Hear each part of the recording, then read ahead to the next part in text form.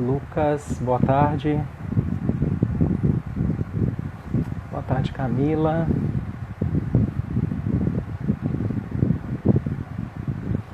Diana, boa tarde.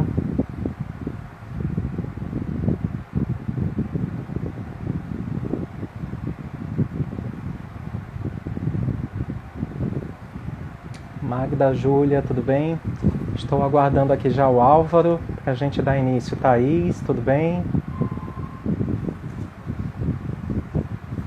Que bom, Lucas, ansioso para as discussões. Fico feliz. Luciana, tudo bem? Boa tarde.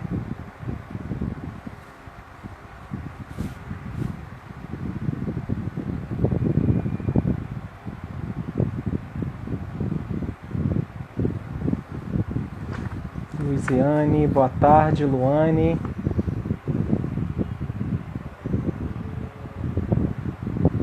Estou aqui só aguardando ao professor Álvaro.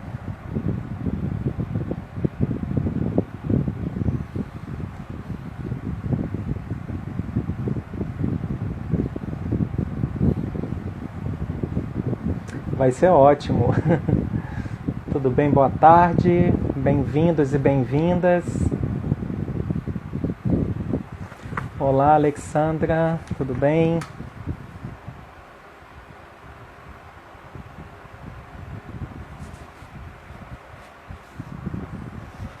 O Álvaro ainda não está aqui conosco, mas já deve estar chegando.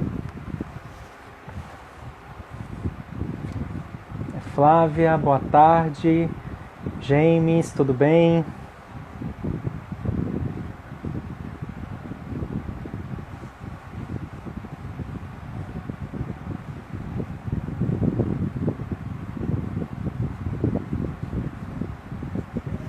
Pessoal, tem um áudio aqui do Álvaro. Pessoal, voltei. Agora sim, o Álvaro. Álvaro entrou, nos achou.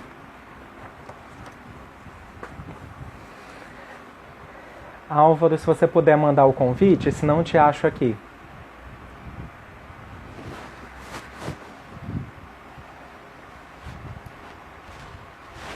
Pronto.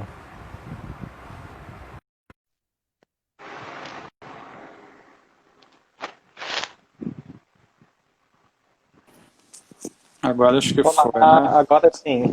Tudo bem? Tudo bem, primo? Michel, estou cumprimentando as pessoas que estão entrando e Tudo saudando aqui o bem. nosso convidado da conversa de hoje. Fiquei preocupado, eu falei, meu Deus, o perfil do meu. Não estava aparecendo aqui para mim a live. Aí depois que Aham. veio. Mas você está me ouvindo? Tudo certinho? A gente já tinha Tô te- testado o som. Uhum. Bem, pessoal, então boa tarde a todos e todas. Como sempre, eu vou fazer uma rápida introdução aqui da conversa e depois já passo a palavra para o nosso convidado. Eu sou o Antônio Ferreira, sou professor de língua espanhola do Colégio de Aplicação da UFRJ e também atuo no programa de pós-graduação em Letras Neolatinas da Faculdade de Letras. E essa é a 12ª live desse projeto de conversas sobre ensino de línguas, em que eu convido colegas, pesquisadores, especialistas na área de ensino para discutir temas que são de interesse da linguística aplicada. Antes de justificar um pouco a fala de hoje, fazer uma apresentação do nosso convidado, eu queria pedir desculpas à professora Gretel, que infelizmente na última semana, na última live, pareceu que o Instagram estava um pouco instável e com isso gerou um erro no processo de carregamento da live, fazendo com que perdêssemos aquela conversa, mas felizmente no dia seguinte conseguimos gravar uma segunda, e aí também agradeço a gentileza da professora Greta de querer compartilhar novamente no sábado uma segunda conversa sobre o tema. Sobre a conversa de hoje, nós temos a presença do professor Álvaro Arcanjo, que é graduado em português e inglês pelo Centro Universitário de Volta Redonda, é mestre em linguística aplicada e doutorando também em linguística aplicada, quase finalizando pela UFRJ, e é professor de língua inglesa do Cefet, Rio de Janeiro, Campus Valença. E tem como interesses de pesquisa teorias queer, linguística queer, políticas linguísticas, letramentos e sua pesquisa atual de violência contra a mulher. Quando eu pensei também em convidar o Álvaro para esse tema, além de ser um querido amigo, foi pensando que seria importante para os meus alunos da disciplina ter uma atualização dessa discussão, desse debate em relação à orientação sexual como um tema transversal que apareceu em 1997 nos parâmetros curriculares nacionais e, ao mesmo tempo, como um professor de línguas, um educador de línguas, pode lidar no dia a dia da sala de aula com inúmeras subjetividades e dando atenção a essas vozes que circulam e talvez a esses corpos que não se identificam com alguns padrões estabelecidos. Então, com essa perspectiva que eu convidei o Álvaro, e ele gentilmente também topou aqui conversar conosco e compartilhar o seu conhecimento. Então, Álvaro, obrigado e a palavra é sua. Olá, gente, boa tarde. Obrigado, Antônio, pela oportunidade de poder estar aqui, de poder dividir um pouquinho com vocês parte da minha pesquisa. Não é minha pesquisa atual, é uma pesquisa que eu já concluí. Eu queria só falar que eu vou ficar um pouquinho de lado assim na tela, tá, gente? Porque eu coloquei uns tópicos que eu vou para poder orientar minha fala, porque eu me perco muito facilmente quando eu estou falando. Então, se vocês me virem um pouco de lado, eu peço que vocês relevem um pouquinho, tá bom? Tem reflexo nas lentes dos meus óculos? Não, muito pouquinho. Tá, não. Ok? Qualquer coisa, se o som estiver baixo, alguma coisa assim, vocês podem me sinalizar, tá bom? Eu vou dividir a minha fala em 3 blocos, né? Eu vou tratar num primeiro bloco sobre a queerização da educação, de modo geral. Num segundo bloco, eu vou falar sobre a queerização da perspectiva da linguagem das identidades. E também, num terceiro bloco, eu vou falar sobre a queerização do que a gente entende de letramento. Então, só para situar vocês como eu vou andar na fala, porque aí, de acordo com a finalização dos blocos, a gente pode fazer, né, Antônio, a questão de comentário ou pergunta dentro daquela temática, tá? Então, nesse primeiro bloco, quando a gente fala sobre educação, aí eu queria explicar para vocês como que eu cheguei, quais foram as minhas motivações para que eu pudesse começar a pesquisar a questão de gênero e de sexualidade. Porque, de modo geral, são coisas que a gente não fala sobre na escola, né? A gente tem a ideia de que são coisas relacionadas para a família resolver, não na escola, né? A gente tem uma ideia muito específica do que é conteúdo, do que se trata na escola. Quando a gente fala sobre ensino de língua, igual no meu caso de inglês, a gente tem a ideia de senso comum muito forte do que é ensinar inglês. Então, de modo geral, a gente pensa que é tratar de estrutura gramatical. E as pessoas sempre lembram do famoso verbo to be, né? Então, parte das minhas motivações, a primeira delas, que são 2, diz respeito a como que eu entendo o papel da escola, né? Eu entendo o papel da escola hoje na tentativa de construção de um projeto de cidadania com vistas à participação dos alunos efetiva na sociedade. Hoje, diante de todo o cenário caótico que a gente tem no país e no mundo, a gente vê a necessidade da gente construir, por exemplo, projetos de cidadania para que a gente consiga responder reflexivamente e responsavelmente a esses cenários que vão se desenhando aí, sobretudo de acentuação das desigualdades sociais. Então, eu penso que a escola ela deveria proporcionar modos alternativos de compreender a vida social para aquilo que está posto aí para a gente, tá? E a segunda motivação, ela diz respeito à minha trajetória como aluno e, posteriormente, como professor de línguas, né? Eu nunca tive acesso na escola a nenhuma discussão sobre gênero ou sexualidade, a não ser na aula de biologia, né? Que falava da parte de reprodução, lá na aula de ciências, né? Eram os únicos momentos, assim, na minha educação formal, que eu tinha acesso a essas questões relacionadas a, de alguma forma, a sexualidade ou a gênero, mas ainda numa perspectiva muito da reprodução. Então a gente ainda tem ainda o viés da heterossexualidade de maneira compulsória, como uma coisa natural a ser entendida, né? Então eu parto, para eu poder pensar a queerização da educação, então eu parto primeiro das teorias queer, né? Que de modo geral a palavra queer é um substantivo e ela, a princípio, ela foi uma palavra que era muito pejorativa para poder se referir a homens gays, por exemplo. Só que no âmbito das teorias queer, a gente vai trabalhar com a ideia de queer como verbo na ação de questionar ou de problematizar categorias e visões universalizantes que a gente tem ou que patologizam aquilo que a gente entende como identidade. Então, a gente, dentro da teoria queer, de modo geral, a gente trabalha assim, a problematização de categorias identitárias, né? E isso começa com a questão de gênero e de sexualidade. E quando a gente pensa isso na perspectiva da educação, queerizar a educação, então, pensando nisso, é estranhar, igual a Guacira Lopes Louro coloca, é de problematizar ou de questionar a própria educação, né? De modo geral, se a gente for parar para pensar, a gente tem a escola ainda estruturada naquele modelo panóptico, se a gente for pensar em termos Foucaultianos, né? Que você tem ali um espaço, ou espaços, né, em que você tem a encenação e a ação de técnicas de controle dos corpos e como os corpos precisam se comportar naqueles lugares ali. Menina senta assim, menino senta assado, menina não pode fazer isso, aula de educação física é assim, blá, blá, blá.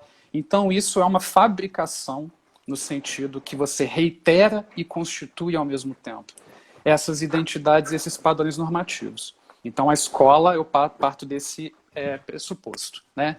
Então, queerizar a educação seria a gente repensar essas bases tradicionais da escola a fim de atender demandas mais contemporâneas, porque a gente não pode pensar que existe uma educação apartada de processo social mais amplo, porque senão a gente não possibilita outras formas de participação por parte dos alunos. Então, por exemplo, no Cefet, quando eu chego no primeiro ano, eles têm uma expectativa muito grande de que eles vão ver regras gramaticais insistentemente. Então eles falam para mim, eu não sei, Álvaro, isso, eu não sei, professor, aquilo. E até a maneira como eles participam da aula é muito passiva. Na verdade, não é uma participação, né? Porque é uma estrutura de educação em que, se a gente for pensar que a gente tem uma lógica ali, que eu sou o detentor de todo o conhecimento do mundo e eu vou cuspindo esses conhecimentos para os alunos que vão pegá-los passivamente, né? Questões relacionadas a um pensamento linguístico, de modo geral. Então, a proposta é repensar essas formas de maneira a atender essas demandas sociais. Então, o que a língua tem a ver com a sociedade? É um dos pontos que a gente tem que começar a pensar. No meu caso, eu estou falando da disciplina de inglês, né? Mas isso a gente pode começar a pensar para políticas linguísticas das outras línguas, porque também tem a ver com a maneira como a gente entende língua, né? Mas, enfim, eu passo por isso daqui a pouco. Então, repensar essas bases tradicionais e repensar, por exemplo, o currículo, porque, de modo geral, quando a gente pensa no currículo, a gente pensa que é uma lista de conteúdos que a gente tem que seguir, mais ou menos de modo geral. Então, a gente tem que entender que esses conteúdos, né, digamos assim, que estão listados lá no currículo, eles fazem parte de certas ideologias que respondem a determinados modos de pensar, de ser e de estar no mundo, né, de modo geral. Então, repensar esse currículo também significa desafiar a lógica monocultural. Essa lógica monocultural, desde a maneira como a gente entende a língua até a maneira como a gente entende identidade e o que a gente entende como cultura. Porque, de modo geral, a escola ainda reproduz essa ideia. Por exemplo, no ensino de línguas, língua está associada a uma estrutura, que está associada a uma nação, que está associada a determinados projetos políticos. E a gente não se dá conta dessa complexidade, né? Então, a gente vem queerizar a educação, que é estranha a educação, é o seguinte: questionar, que é aí o queer como verbo, não apenas o que a gente ensina, mas o modo como a gente ensina, que diz respeito às maneiras de participação, e a gente também tem que começar a pensar que sentido que os alunos eles começam a dar para aquelas coisas que a gente está ensinando ali na sala de aula. Porque quando, por exemplo, eu estou ensinando determinada questão gramatical, digamos assim, a partir da maneira como eu eleger lá, não é puramente um sistema, é uma prática social e aquilo está ligado a determinadas ideologias, a determinadas formas de pensar. Então, o desafio é a gente começar a perceber a complexidade do que é pensar o ensino de uma língua, né? Então, eu passo a pensar a língua, né, como uma prática, aquilo que a gente entende como língua, na verdade, eu vou chamar de recurso, é uma perspectiva, por exemplo, que a gente tem no Pennycook, que a gente vai pensar que parte desses recursos está lá a língua. Então, a língua compõe os nossos recursos semióticos que a gente mobiliza no nosso dia a dia, né? Então, em vez de chamar o inglês como língua estrangeira, para poder evitar a dicotomia de que existe uma língua aqui e uma língua lá, e que essas línguas têm limites muito bem estabelecidos, eu vou chamar de língua adicional, para poder dar a ideia de que a aprendizagem dessa língua adicional do inglês, ele na verdade, um acréscimo ao repertório semiótico do aluno, que vai possibilitar uma maior possibilidade de engajamento social por meio de novos recursos que a gente está chamando de língua, que a gente está chamando de inglês, né? Então, a gente pensar na prática pedagógica, da perspectiva das teorias queer, por exemplo, pensar como que a gente pode criar esses diálogos, porque as teorias queer não foram pensadas para pensar a educação. A gente que, ao longo do tempo, que começa a pensar as potencialidades dessas teorias para o âmbito da sala de aula. É pensar o questionamento e a desnaturalização como estratégia fértil. E isso é muito problemático porque a gente gosta de estar muito seguro das coisas. É a gente assumir um papel de que a gente co-constrói conhecimento com o aluno. É lógico que a gente está numa relação desigual de poder ali dentro e a gente tem determinada formação que vai nos possibilitar dizer uma coisa ou outra em sala de aula, né? Mas a gente, nessa relação de aluno-professor, que é repleta de relação de poder, que ecoa ideologias, saberes especializados, específicos, o que a gente está ensinando, o que o conhecimento faz com os alunos, como esse conhecimento é compreendido na minha relação, no texto e na relação do aluno, que eu estou falando uma disciplina de língua, então eu não posso desmerecer o texto, né?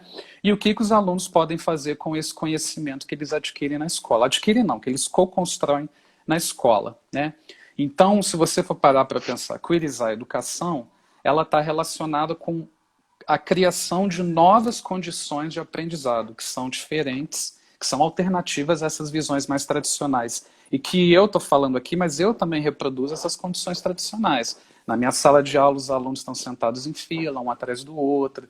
A maneira como a gente interage também ainda é muito controlada. Então, é um desafio também até para a gente que tem uma determinada reflexividade sobre essas questões, né? Então, para a gente poder começar a pensar essa dinâmica, o que está sendo ensinado, como a gente vê os alunos nessa relação com o conhecimento, que tipo de conhecimento pode ser feito a partir dali, como que isso pode servir como uma forma de intervenção social, a gente precisa também passar pela queerização do currículo. Então, o currículo não é só uma relação de conteúdos.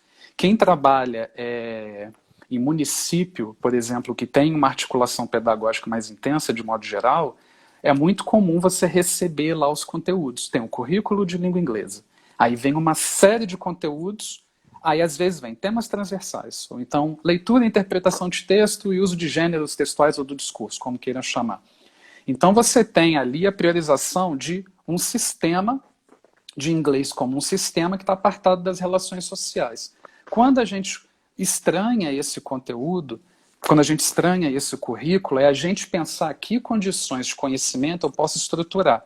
Então eu não vou partir mais, no caso da disciplina de inglês, eu não vou partir de um ponto gramatical para poder discutir outras coisas. Mas a partir das práticas interacionais que eu estabeleço ali, seja por meio de vídeo, música, ou seja por uma notícia de jornal, seja lá o que eu eleger como ponto de partida, o que a partir daquilo ali, o que eu consigo em termos de prática e o que em termos de língua eu consigo explorar, porque a língua, enquanto recurso, ela é usada ali para a materialização de certas ideologias. Ideologias relacionadas à própria língua, ideologias relacionadas a gênero, a sexualidade e outras interseccionalidades também que vão atuar como outros marcadores de diferença social. Raça, classe social, idade, religião e por aí vai.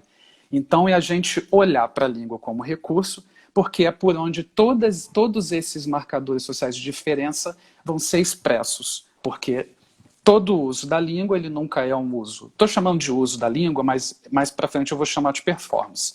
É porque eu habituei a usar o termo uso da língua, mas não no sentido, por exemplo, de uso sistêmico da língua, mas enquanto recurso.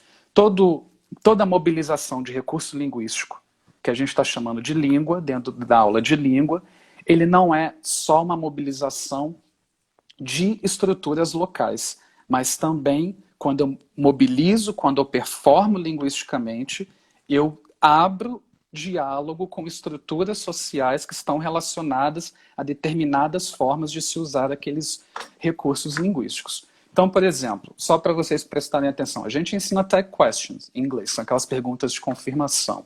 Anthony is a great guy, isn't he? Então, esse isn't he, ele faz essa confirmação. De modo geral, se a gente for pensar que o uso dela, a gente não pensa que isso também é um marcador de gênero. De modo geral, as pessoas atribuem, as mulheres usam mais type questions que homens, de modo geral. Só que a gente atribui esse uso ao fato de haver uma característica inerente à mulher de incerteza, por isso que ela usa muita confirmação. Quando a gente inverte essa lógica e a gente começa a pensar que existe uma complexificação na malha discursiva de todo o uso que a gente faz, a gente começa a perceber que a gente atribui o uso de tag questions às mulheres, e não é as mulheres que são inseguras. A gente atribui o uso dessas tag questions a usos de incerteza e a gente estabelece uma relação de gênero. Então a gente começa a pensar na complexificação que é a performance linguística, que também é uma performance do corpo. Vou chegar lá daqui a pouquinho. Então, de modo geral, esse é o panorama do que eu penso que é queerizar a educação ou queerizar os processos de escolarização. Então, com isso eu fecho mais ou menos o meu primeiro bloco. Aí eu queria saber se tem alguma pergunta ou se tem algum comentário, se quer que eu volte a algum ponto. Sim, Álvaro, eu acho que assim, já ficou claro o entendimento dessa visão do estranhamento, de desestabilizar. Já ficou claro também essa presença, ao mesmo tempo que a escola é multicultural, mas presença de ideologias monoculturais. Sim. Mas apareceu e com isso, de uma certa forma, esses espaços, né, de vigilância e controle. Inclusive o Lucas, um dos participantes, lembrou de imediato o livro do Foucault.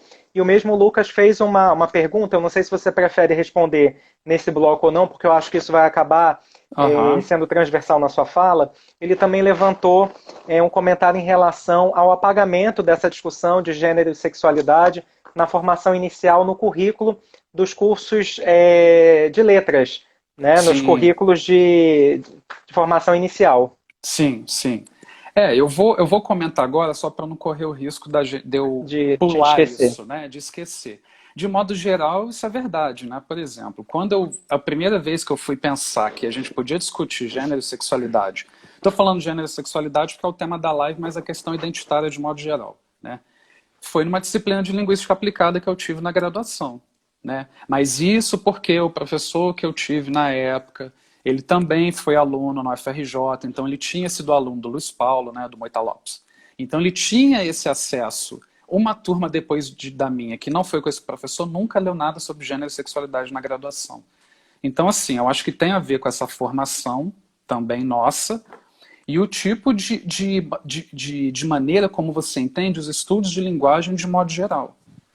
Porque se eu entendo que a língua é uma prática, ou a linguagem, o uso da linguagem é uma prática social, é lógico que ela está atrelada a questões sociais, né, o tempo todo, e atrelada à sociedade, a maneira como eu construo discursivamente a sociedade. Então, quando eu perco isso do meu horizonte, eu não consigo tangenciar essas aproximações. Né? O que identidade tem a ver? É aula de sociologia? Às vezes eu sou interpelado com esse tipo de pergunta, mas a gente vai voltar para a aula de inglês que horas? Isso tem a ver com ideologia linguística. Né? Ideologia linguística no sentido que crenças e que orientações norteiam a visão que as pessoas têm do que é a língua. Né?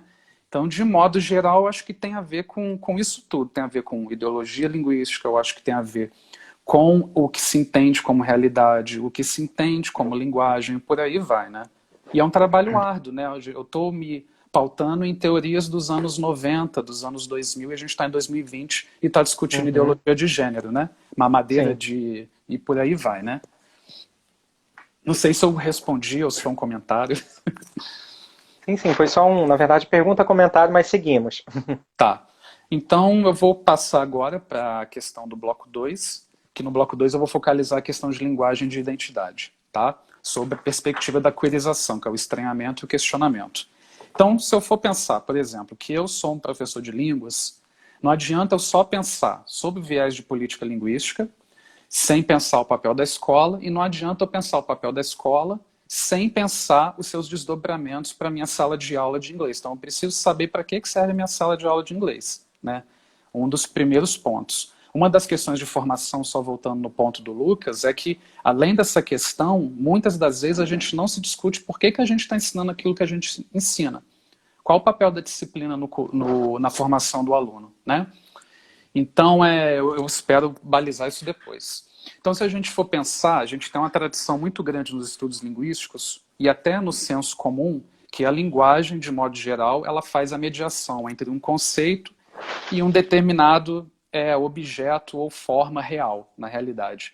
Então, a língua seria, nessa ideia, nesse tipo de ideologia sobre a língua, ela é um sistema neutro, ela é um sistema que não tem interferência social, ela é um sistema invariável e que ela é independente das nossas ações. Como se a gente pegasse a gente aqui, pegasse a língua aqui e usasse para poder fazer referência das coisas no mundo real, né? Então, a proposta, a partir das teorias queer, é pensar que a linguagem ela não faz mediação. A linguagem ela é constitutiva das relações sociais e ela é constitutiva daquilo que a gente entende como realidade, né? Então, não é realidade e linguagem, é realidade e linguagem tudo junto, né? Não vem uma coisa, depois outra, ou primeiro vem um, vem outro, é tudo junto. Se você desmembra isso, você não tem essa relação. Então, a gente passa a entender a linguagem como uma forma de ação no mundo, e é uma forma de ação que ela não é irredutível ao seu contexto imediato, né, ali de uso, ali de mobilização, de performance, ali na hora, porque ela também estabelece um diálogo. Como ela é uma forma de ação e as mobilizações, os usos que a gente faz desse recurso, eles são sempre situados, é sempre um diálogo. A minha ação local aqui agora é sempre um diálogo com aqui e o agora, com o que já foi e com o futuro que ainda vem. Então, existe uma relação do uso local com o diálogo das histórias dos usos que a gente tem para determinados recursos. E essa ideia de que a linguagem é uma forma de ação, ela é decorrente da introdução do pensamento performativo do Austin nos estudos da linguagem, né? Que ele vai falar que a linguagem é uma forma de ação. Então, a partir disso, a gente tem a visão performativa de linguagem, né? Então, o que seria essa visão performativa? O tempo todo a gente está engajado em performance. Performance é a minha ação ali na hora. Ela é corpórea, ela é discursiva, porque é tudo junto, a gente não separa essas dimensões, né? Então, e isso, à medida que eu acho que eu estou descrevendo as coisas, na verdade, eu estou constituindo essas coisas à medida que eu também reitero processos históricos que constroem essas coisas. Então, por isso que a linguagem ela é performativa. E isso acontece porque existe uma performatividade, né, que vai fazer condições que as performances sejam possíveis. Então, a gente pensar em performance não é naquela performance de teatro, tá? É para poder mostrar que é uma ação e essa ação ela é sempre situada. Sempre constrangida socialmente, porque a gente não performa aquilo que a gente quer o tempo todo. Então, por exemplo, eu como professor de línguas, se eu chego na minha sala de aula e mudo a ideologia linguística e falo assim, aponto para um cachorro e falo, it is a dog. Eles vão me acusar imediatamente de não saber inglês, porque existe uma ideologia linguística que vai me fazer falar que é it's a dog, ou it is a dog, que vai me aproximar de uma performance linguística específica, né? Então, a performatividade ela não é livre. Então, as nossas práticas linguísticas ou corpóreas, em termos de performance, elas também não são livres, porque a gente responde a um sistema normativo o tempo todo, né? Então, nessa teoria, todo ato de fala que a gente enuncia, uma forma de ação que a gente tem linguisticamente, semioticamente, também é um ato corpóreo, porque todo sujeito que enuncia, ele também produz um ato corpóreo. Então, é nessa imbricação de corpo, linguagem e enunciação que a gente, por exemplo, estabelece as relações entre linguagem e corpo e como que isso tem a ver com aquilo que a gente está entendendo como identidade, né? De modo geral. Estou falando muito rápido, dá para ir, mais ou menos? Não, Álvaro, só para te sinalizar, como você pediu, nós já temos 30 minutos. Tá. Eu só depois queria tirar pedir a sua opinião em relação ao uso dessa palavra performance, mas posso deixar para o final, quando acabar o bloco. Não, beleza.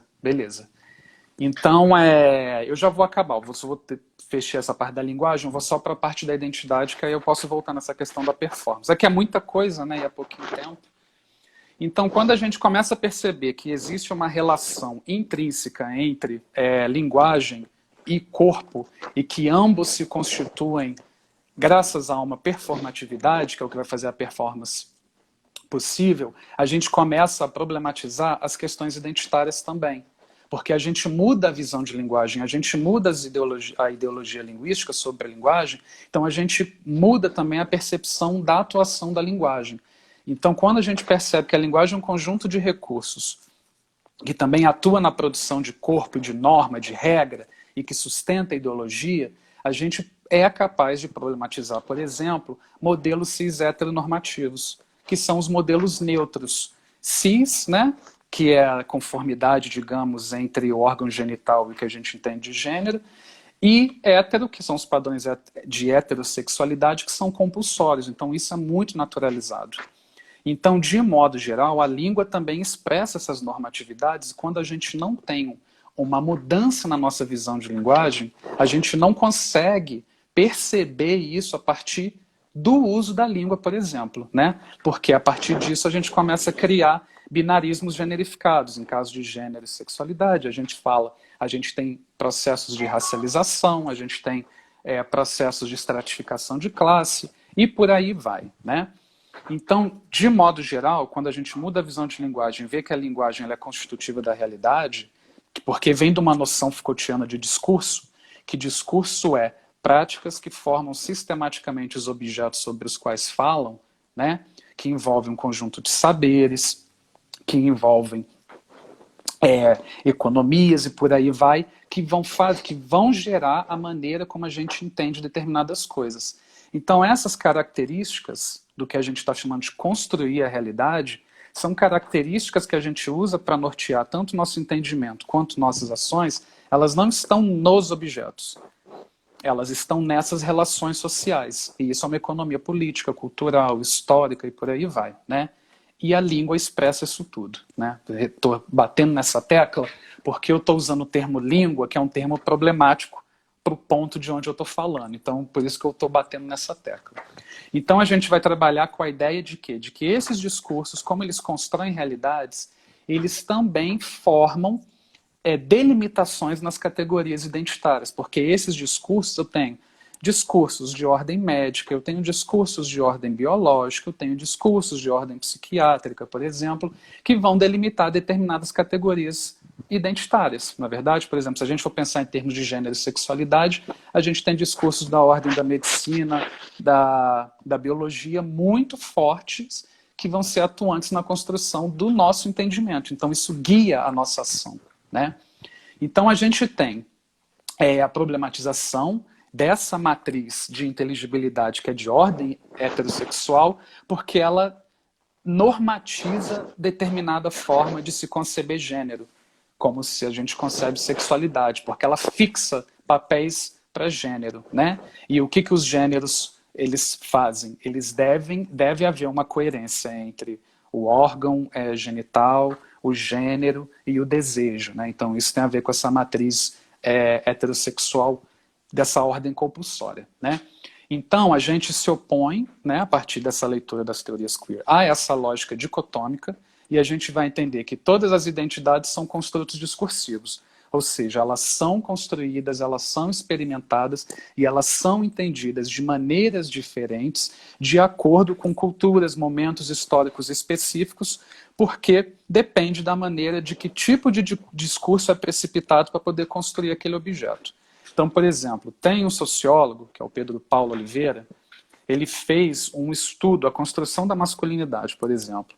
Então ele pega um recorte histórico para poder mostrar como que a identidade, de modo geral, de masculinidade, ela foi mudando com o passar do tempo de acordo com as demandas da história e com as demandas culturais específicas. Então você tem diferentes maneiras de entender. Então esse olhar histórico, ele é muito importante para você ver como que as coisas mudam, né, com o passar do tempo.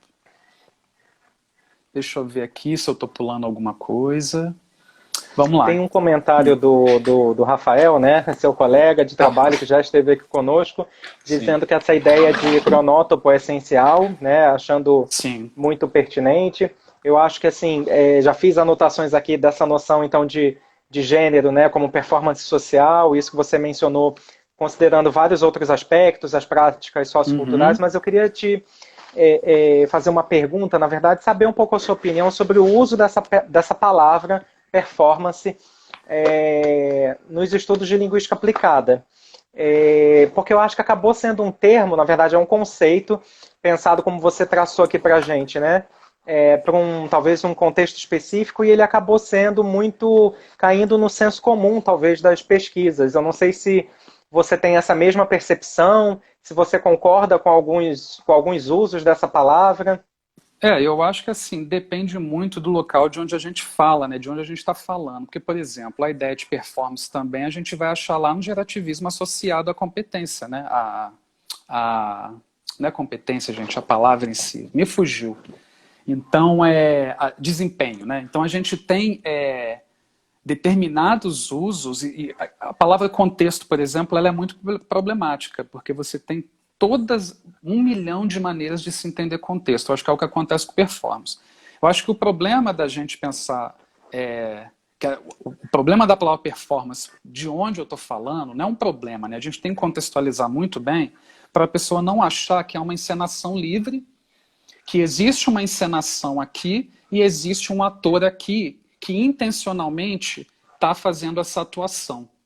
Não existe um fazedor aqui atrás, um doer aqui atrás. Por que eu estou falando isso?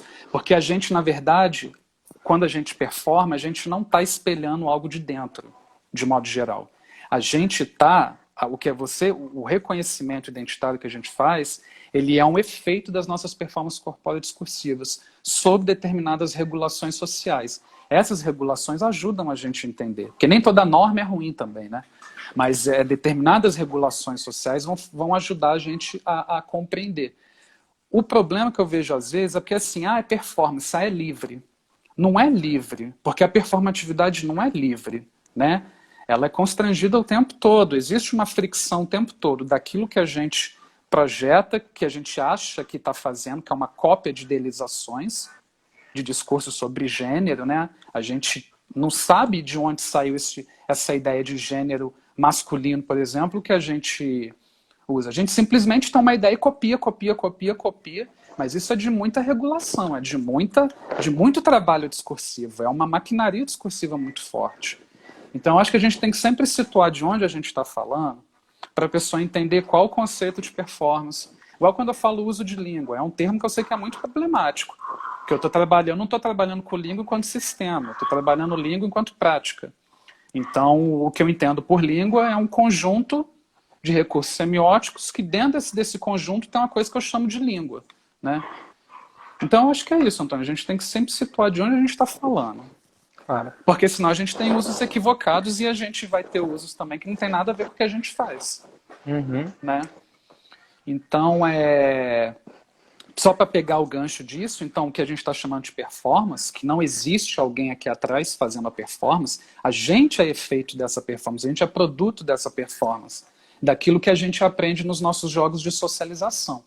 Então, quando a gente age discursivamente com o corpo e na imbricação de tudo isso, a gente constrói aquilo que a gente está falando, que a gente descreve. Porque eu estou reiterando padrões sociais, né? E ao mesmo tempo, eu estou falando que eu estou reproduzindo, mas eu estou construindo, na medida em que eu repito esses padrões. Então, o que a gente entende de corpo, de modo geral, ele é um efeito dessas práticas de saber poder, e elas só existem diante dos processos de significação que vão materializar esse corpo. Então, não é que existe uma coisa aqui e outra aqui. É tudo junto. E a maneira como a gente entende tem a ver com as nossas práticas discursivas e que tipo de discurso eu tenho acesso, que tipo de conhecimento eu tenho acesso. Então, isso é importante a gente ter isso no norte quando a gente pensa em sala de aula. Porque quando eu elejo determinadas formas de se conhecer, eu estou desprivilegiando outras. E essas formas de conhecer, que tipo de produção eu tenho, né? Que tipo de entendimento de sociedade eu tenho. E por aí vai. Então, a gente pensando isso, a gente cai naquela citação muito famosa da Butler, né? Que gênero, estilização repetida do corpo. Então, ou seja, é uma coisa que se aprende, que a gente repete o tempo todo. É um conjunto de atos que a gente vai repetir no interior de uma estrutura reguladora altamente rígida. Essa estrutura reguladora altamente rígida, por exemplo, são essas normas sociais. essa compulsoriedade da heterossexualidade, por exemplo, né? E com o tempo, essa repetição, a gente se habitua a ela. Então, ela tem esse aspecto de natural. Por isso que a gente tem a heterossexualidade e tudo que engloba isso e que é expresso na língua, de modo geral, com muita naturalidade. Porque a gente também tem uma ideologia sobre a língua que vai falar que é neutro. Então, é um conjunto de fatores, né? Então, só para fechar esse bloco, identidade é um fazer contínuo, e língua, a linguagem, ela é uma prática social. Então, assim, eu fecho o meu bloco 2, que são a problematização de conceitos, que eu acho que são necessários para a gente pensar agora a questão de sala de aula. Aí eu queria saber se tem alguma questão, alguma... Chegou mais um comentário aqui da Luiziane, dizendo, eu acho que sobre essa questão que você apresenta, né, o uso também da palavra performance ou dessa noção de linguagem como ação, e ela diz, nos estudos de intermídias nas artes e também na intersemiótica, também se questionava como sai a ação, como acontece e quem a recebe. É reflexivo e sempre ajuda na ação. Peraí, eu não sei se cortou para mim, eu não sei se eu entendi tudo. Na verdade é um comentário, não tá. chega a ser uma pergunta, só contribuindo nesse debate, que eu acredito que é sobre a ação, da linguagem como ação ou da performance. Eu vou repetir para você, nos estudos de intermídias, no campo das artes e da intersemiótica, também se questionava como sai a ação, como acontece e quem a recebe. É reflexivo e sempre ajuda na ação. Sim, sim. Eu acho que tem diferentes maneiras de se contribuir para o debate, né? Por isso que eu acho que a gente sempre tem que contextualizar o local que a gente está falando para a gente não cair nisso. Sim, claro. Porque a Butler mesmo foi muito criticada porque falaram que ela ignorava o corpo, né? E ela não falava isso. Em nenhum momento ela falava isso, né? Então, acho que a gente tem que bater na tecla, a gente tem que repetir, porque são termos, às vezes, problemáticos também, né? Porque eles têm uma variedade muito grande de significados. Tem Álvaro, mais vamos para o último bloco, porque estamos com 42 minutos, para você ver como o tempo passa rápido. Vamos lá, então. Então, eu vou falar um pouquinho mais rápido, aí qualquer coisa você me sinaliza, tá? Sim. E quem tiver pergunta, encaminhe agora que eu anoto para depois repassar aqui para o Álvaro no último bloco, após o último bloco. Beleza. Então eu vou caminhar agora para o que eu estou chamando de queerizar os letramentos, né, que é a problematização dos letramentos. Por que eu estou falando isso? Porque, às vezes, para gente que já está acostumado a ter determinadas leituras sobre ensino, letramento, parece que é muito óbvio, né? Que existe uma ideia de letramento autônomo, que prega, que é escrita de modo geral, ou a língua é uma tecnologia acabada em si, né, de modo geral. Só que isso ainda é muito persistente na educação linguística do país. Quando a gente começa a observar as práticas, inclusive as nossas práticas, várias das vezes a gente acaba recaindo nesse tipo de prática, nesse tipo de entendimento do que é a língua e por aí vai, né? Então, para a gente poder encaminhar como que a gente consegue entrelaçar isso tudo na sala de aula, a gente problematiza, né, o par da problematização do conceito de letramento autônomo, e a partir da ideia de letramento ideológico, começo a pensar letramentos no plural, que eu estou falando de prática, e estou rechaçando uma perspectiva monocultural, né? Então eu não vou tratar o letramento, né? E como prática, é a prática de performance corpórea discursiva, sempre socialmente situada. Então não é uma coisa que as pessoas têm na cabeça, por exemplo, o letramento, mas porque tem a ver com as práticas, né? Com a nossa inserção, com o nosso engajamento social. Então, as práticas de letramento, nessa perspectiva, elas vão residir na interação entre as pessoas. A maneira como elas mobilizam recursos semióticos específicos nas interações e como que isso vai ser recebido ali com os outros interactantes, né? Então, a perspectiva estou falando de ensino de inglês, né? O texto ele não é um objeto autônomo, ele é uma materialidade discursiva situada, então ali não é só uma notícia, eu não estou só contando um caso, eu não estou só contando o caso do rapaz que foi morto pela polícia nos Estados Unidos. Escolhas de verbos, a maneira como eu reporto o discurso, determinados índices lexicais, isso tudo tem a ver com a maneira, com certas ideologias sobre gênero, sobre raça, sobre classe, sobre nação e por aí vai, né? Então, a partir da problematização da ideia de letramento ideológico, do letramento autônomo, pela ideia do letramento ideológico do Brian Street, a gente tem, por exemplo, o aparecimento aí no Brasil de termos como multiletramentos, né, para poder pensar as múltiplas semioses. E isso tudo dá embasamento para o que eu vou chamar de prática de letramento queer, que é o quê? São as práticas de letramento conectadas com práticas de performances identitárias, que tem a ver com quem nós somos e quem nós podemos ser. Se a gente não reflete que a gente está dentro e a gente vai construindo, essas práticas de linguagem que a gente tem, a gente projeta também identidades de gênero, sexualidade e por aí vai. Então, essas práticas de letramento, elas incorporam discursos esses que eles orientam as nossas formas de ser e de estar no mundo, né? Então, a partir do momento que eu começo a pensar outras práticas que dialogam nessa relação discurso, corpo, identidade, por aí vai, eu começo a questionar, por exemplo, práticas do tipo... Eu fiz isso uma vez.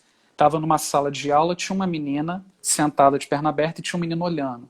Eu viro e falo, fulano, senta com a perna fechada. O problema, então, esse modo de estar no mundo, ele não é só uma fala. Isso ecoa discursos patriarcais, porque eu tinha que chamar a atenção do garoto, ele que estava incomodando a menina, não a menina que estava sentada um pouco mais relaxada, né? Então, são questões que começam a ir para o norte da nossa ação do dia a dia. Então, essa ideia de letramento queer, ela pensa o seguinte, as pessoas leem e escrevem de modos diferentes uma das outras, porque elas estão engajadas em práticas sociais diferentes. E essas maneiras diferentes de lidar com os textos têm a ver com os diferentes modos que a gente vive e na vida social, e com as nossas possibilidades de vivência. Então, o letramento queer, na perspectiva, os letramentos queer, no caso do ensino de língua estrangeira, o que é? Eu possibilitar, eu criar condições para desafiar e problematizar sentidos consensuais. Então, isso é propiciar para aquele alunado ali a possibilidade de engajamento em outras práticas de letramento, em outros tipos de narrativas, que não são só aquelas estáveis acerca de gênero, sexualidade, de raça, por aí vai. Mas aí eu começar a pensar como que eu consigo problematizar essas narrativas na sala de aula, de maneira que eu consiga pensar em intervenções sociais. Porque eu não posso ter, por exemplo, uma discussão em sala de aula se cota é bom ou ruim. Quando eu tenho muitos alunos na sala de aula que são cotistas. Eu não posso ficar discutindo se eu posso ter espaço para discutir questão de gênero, sexualidade na sala de aula, porque são questões que estão ali,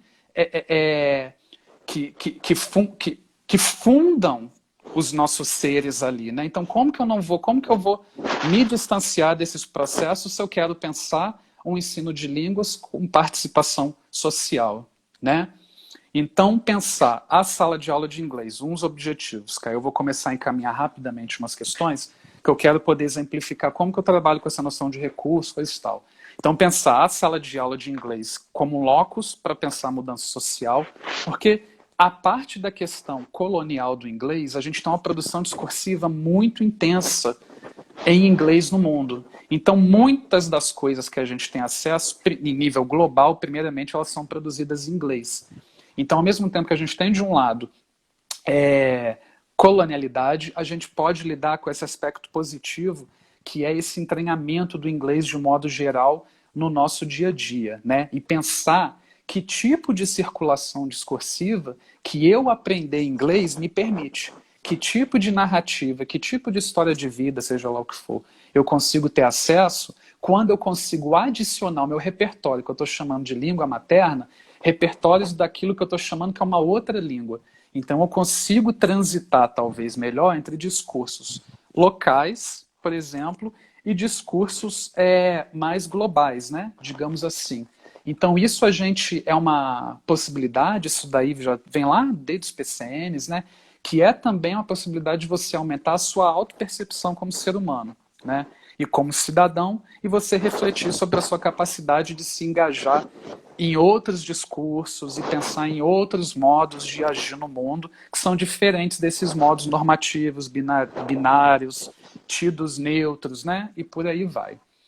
Então, eu vou dar um exemplo rapidamente de uma prática minha. que eu fiz em sala de aula, geralmente eu divido os bimestres por tema, né? Então tem um determinado momento que eu trabalho com questão de gênero. E eventualmente a gente fala de questão de sexualidade também, né? Porque são coisas que estão muito próximas, né, ali. Então, por exemplo, nas turmas de primeiro ano, eu pego capas de revistas diversas, né? Como a gente está vivendo nesse momento muito assim de corpo, de valorização do corpo, esse negócio de dieta, então eu pego muito aquelas revistas Women's Health e Men's Health para poder trabalhar com eles ali, né? Que tipo de projeção de corpo se faz, que tipo de padrão identitário se faz, que tipo de padrão de beleza, porque aí você constrói padrão de beleza de homem, padrão de beleza de mulher. Aí a gente começa a analisar, por exemplo, nas chamadas das revistas, né, dos tópicos que vão estar lá dentro. O tipo de tópico, o tipo de chamada de notícia, por exemplo, pressupõe um determinado comportamento para o gênero. Então a gente pensa que na revista de mulher a gente tem muito enfoque, por exemplo, nos glúteos, nas pernas, na barriga, por exemplo. Quando eu tenho as capas dos homens, eu tenho dicas de como ser um bom profissional, dicas de como ganhar muito dinheiro. Então não são simplesmente dicas, são textos que vão veicular ali determinadas ideologias, por exemplo, do papel do homem na sociedade, que é estar do lado de fora, ganhando dinheiro, coisa e tal, né? Nas chamadas de revistas femininas, a gente tem, por exemplo, também como ser mais segura.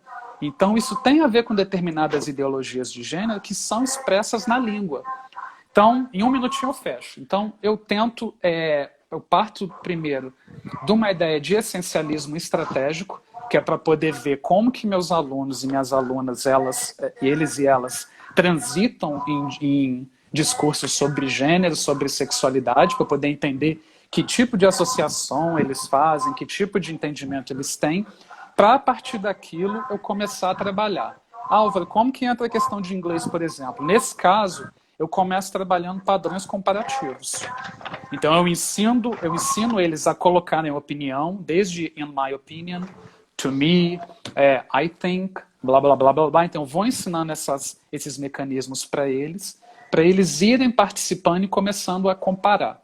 Quando a gente começa a comparar os padrões de masculinidade e feminilidade ali, a gente demanda de recursos comparativos. Então, aí que a gente entra em grau comparativo do adjetivo, por exemplo. Então, eu tento fazer esse tipo de amarra para poder construir. Porque quando a gente fala que língua é recurso, não estou rechaçando que a gente não tem que ensinar um dito inglês padrão. Mas como que a gente entende esse inglês padrão diante desse cenário linguístico e semiótico que eu estou propondo, né? Então é mais ou menos isso. Eu não sei se deu tempo de fazer essas amarras todas, mas se alguém tiver alguma questão, acho que eu posso falar nas perguntas, senão não vai dar tempo. Sim. Álvaro, nós temos, faltam 7 minutinhos para encerrar a live. Antes de trazer os últimos comentários e questões desse último bloco, eu só vou dar um informe um convite, né, da próxima live, que não acontecerá essa sexta-feira, como normalmente vem acontecendo, quartas e sextas. A próxima live acontece numa terça, dia 9 de junho, às 17 horas, com o professor Dr. Marcelo Miranda, sobre o tema Games e Gamificação no ensino de línguas. Álvaro, eu vou trazer algumas observações, das primeiras que eu anotei aqui, e aí, assim, vou tentar repassar logo todas, e aí, como a gente tem um tempinho muito curto, já para você selecionar alguma, fazer alguma indicação de leitura, e também dar suas palavras finais. O Rafael perguntou se, de alguma forma, nessa categoria, você pode pensar identidades, essa categoria identidades como ficção, que foi um momento inicial quando você falou, acho que do primeiro ou segundo bloco. O Alisson levantou questões que eu acho que você acabou já respondendo um pouquinho agora no final, pedindo para você falar um pouquinho como professor de línguas, no caso de inglês, pode pensar essas práticas em sala de aula, pediu para dar exemplos, mas ao mesmo tempo vi aqui que o Lucas indicou a tese da Luciana Rocha, do Pedro II, e também do Marco Túlio Urzeda. Um comentário agora no final em relação a essa questão muito interessante que você falou, de fazer meio que um mapeamento do que o aluno traz como talvez senso comum, como essencializado, para partir para a criticidade, né? Ou seja, meio que uma triagem que pode ser muito interessante. E tem mais duas questões, dois comentários, eu acho, quer dizer, eu estou lendo agora, pela primeira vez da Thaís. Álvaro, você comentou um pouco no primeiro bloco sobre as dificuldades apresentadas pelos alunos do primeiro ano. Gostaria que comentasse um pouco sobre a interação deles com as práticas de letramento queer. E sobre essa questão de letramento, eu acho que foi uma pergunta até do Rafael, em uma live anterior, para a Larissa, que falava também sobre esse assunto do letramento. Qual a sua opinião, Álvaro, também sobre essa adjetivação dessa noção de letramentos?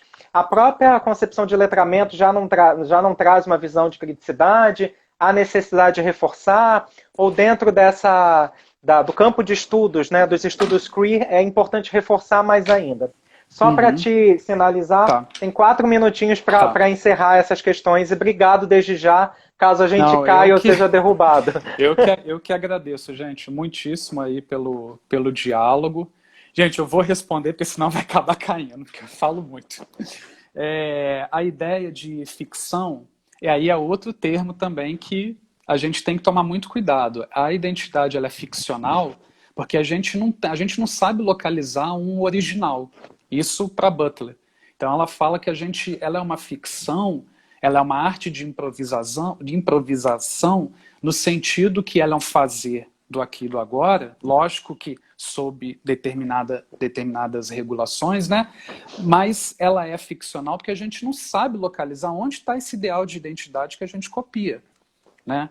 Tanto é que a gente não pode falar, por exemplo, nem em questão assim, identidade, a gente chama de performances identitárias, porque ela também é um fazer, ela também é uma performance, né? Estou chamando de identidade porque a gente, costumeiramente, a gente chama de identidade, né? Não sei se eu respondi ao Rafael, mas eu estou localizando aí. A outra questão foi do letramento, né? De modo geral, a gente sempre pensa assim, né? A concepção geral de letramento ideológico, ela abre espaço para todas essas discussões, né? Só que assim, aí a gente tem um outro dilema, que é o seguinte, e onde que essas discussões estavam até então? Então, a gente tem uma questão assim, que é da performatividade em si, que é assim, o nome, ele é uma coisa que aprisiona a gente, mas ele também é o meio pelo qual a gente pode resistir. Então você nomear, talvez, esse tipo de prática como prática de letramento queer, seja uma forma de você resistir a determinados padrões, porque até a maneira como a gente entende prática de letramento, a gente acaba normatizando tudo. E é um termo que caiu assim... É prática social, é lógico, né? E é um termo que caiu no gosto, digamos assim, das editoras, né? Então, você tem gênero e por aí vai, né? Gênero do discurso. São termos que são usados assim, e que se a gente for parar para pensar, eles não são usados adequadamente. Mas, enfim, a questão do letramento é essa questão. É a mesma coisa, isso cabe também para as letras do LGBTQI, por aí vai. A gente precisa nomear, porque o nome também, se eu estou falando que a linguagem ela é performativa, eu preciso nomear porque é também o meio por onde a gente vai existir.